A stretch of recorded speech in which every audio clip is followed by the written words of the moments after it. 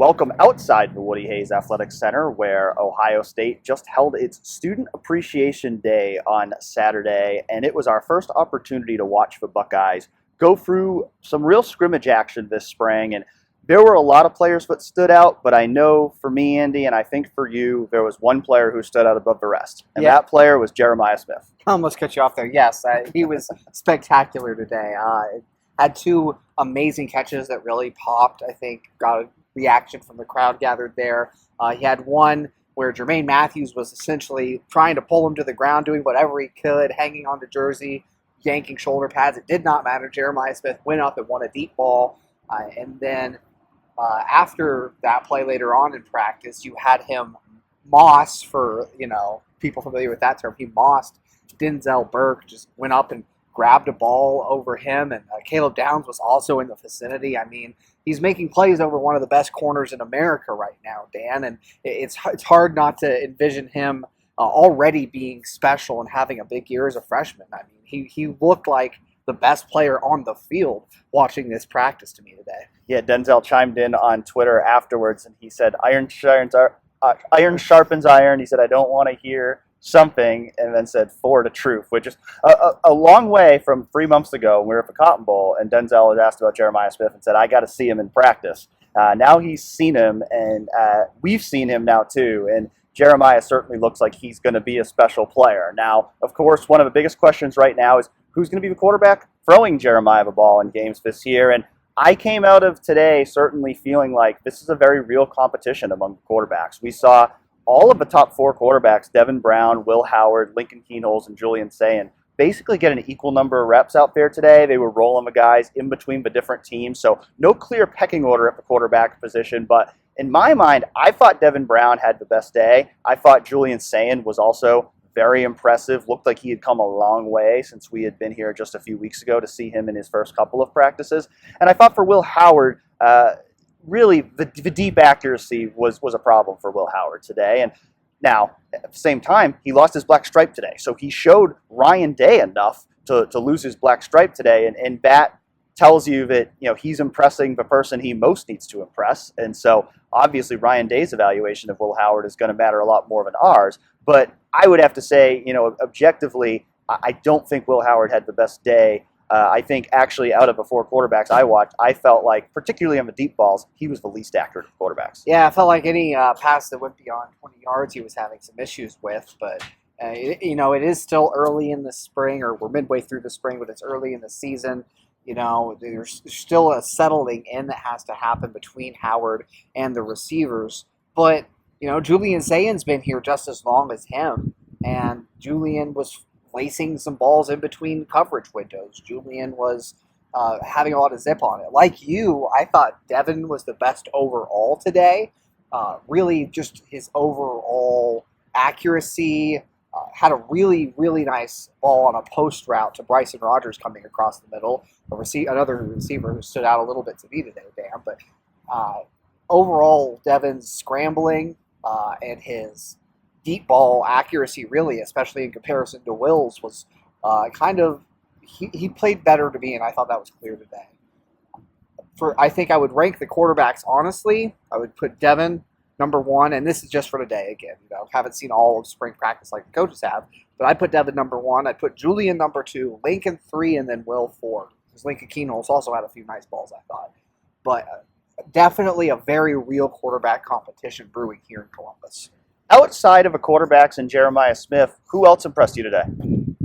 Hicks and Sonny Styles, man, at linebacker. I think how they were going to develop and whether at least one of them could get to be this sort of, great defender to complement Cody Simon as a Mike at that will spot is, I think, one of the most important positions for the defense this spring. It's, it's the only question mark.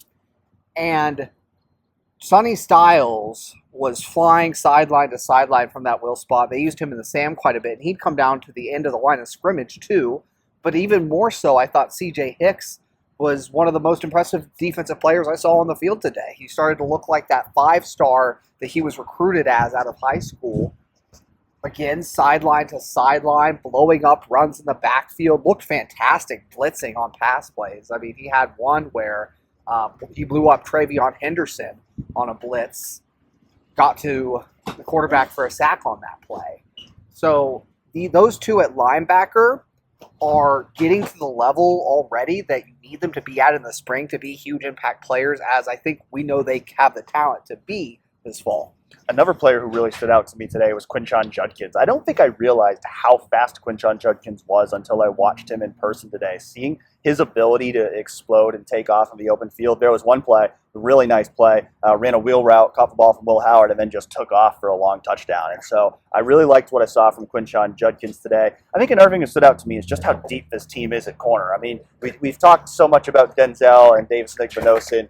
Jordan Hancock as returning starters, Jermaine Matthews being that first guy off the bench. But I thought Lorenzo Styles had a really good day today. You know, he redshirted last year, learning how to play cornerback after starting his career at Notre Dame as a wide receiver. I thought he had really tight coverage whenever they threw at him today. I think he looked like a guy who's capable of contributing as they need him this year. Calvin Simpson-Hunt, I mean, that guy just doesn't look like a corner. Like but he's fast too. It's not like it's a bad thing, but he's just built for a corner. So he's just a guy who just physically, I think, stands out. And then I thought Aaron Scott Jr. had a really good day today as well for a freshman coming in. You know, they threw at him a lot. You know, there were times he got beat because he was going up against guys like Jeremiah Smith. But I thought all in all, Aaron Scott had a good day, made a couple of nice pass breakups and was really competitive in there. So I'll be interested to see, you know, could Aaron Scott maybe be one of those next freshmen to lose his black stripe? Throw Davis Nick-Venosin into the mix of corners I thought stood out today for me. He had a really nice pass breakup early on in practice, really showing that physicality, and I didn't see him get beat really after that pass breakup. But you know we can't get out of here without me talking about some line standouts, right? That's my position. I love O-line, D-line play, and Luke Montgomery, I thought, had a great day. What I saw, I was dividing my attention, you know, between pass rush one-on-ones and full 11-on-11, or 7-on-7, my bad. It was the 7-on-7, and then they had pass rush one-on-ones on one end. So I was dividing my attention between those two areas. But every time I looked over there and it was a Luke Montgomery rep, he seemed to win. Really strong in pass protection, and then that played out in team drill. I watched him have a couple of really nice pass blocking wins against Tyleik Williams, which I think says a lot about where Luke's progress is, and he remains the first team right guard. Now, Ryan said they've been mixing things up along the offensive line, so Josh Fryer has actually played some guard this spring. They're still trying to figure out the best five there, but what I saw today from Luke was really impressive. And then the D-line is just so deep. There was a lot of plays made by Mitchell Melton today, which is a nice boost to that defensive end room, which is already so deep. At D-tackle, you know, you had Caden McDonald was getting a lot of penetration in the backfield, making things happen. Jack Sawyer and JT Tuimoloau were doing their thing. Will Smith Jr., actually, I thought had a really impressive day at the 3-tech spot. So the depth of the defensive line is going to be an asset for this team. We've talked about it before, and it really stood out watching practice today. Yeah, and I thought, you know, the offensive line, while they got beat at times, I felt like they held their own. You know, I think back to, you know, this exact practice last year, and I remember the big takeaway coming out of it was, man, the offensive line really had a rough day. The defensive line really dominated the day. And I felt like today, even though the defensive line made a lot of plays, I still felt like the offensive line held its own. So while there's definitely room to grow for that unit, I came out of today feeling like, you know, there's no need to panic about the offensive line. It feels like they're further ahead, at least, of where they were at this time a year ago. I'd agree. And to me, it was most impressive because Jim Knowles was throwing a lot of blitzes out today. Almost surprised with the number of blitzes that came. And the first team line, at the very least, did a great job picking a lot of them up. Not a lot of free rushers that you saw. That's the first step when you're talking about pass protecting, getting a body on everybody, right? So how that develops over the course of the year is going to be obviously very important for the overall sustained success, especially when you talk about, man, the weapons that we saw today at receiver and running back.